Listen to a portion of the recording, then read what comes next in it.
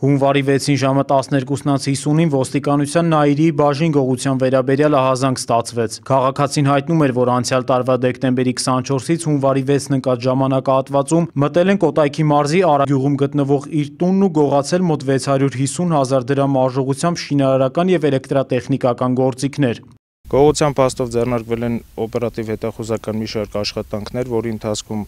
տեղեկություններ են ստացվել, որ նշված գողությունը հնարավոր է կատարած լինեն Կոտայքի մարզի Եղվարդ քաղաքի բնակիչ